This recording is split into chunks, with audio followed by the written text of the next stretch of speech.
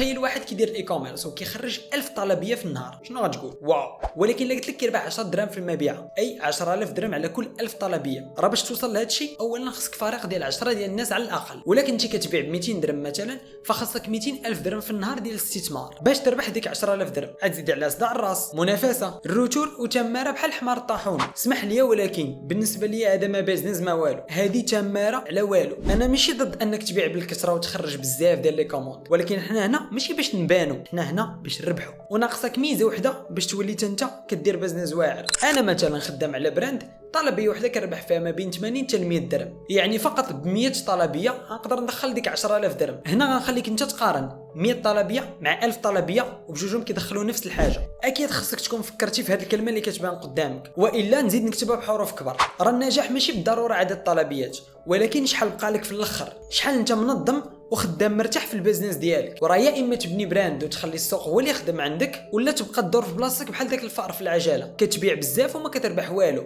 الاختيار ديالك.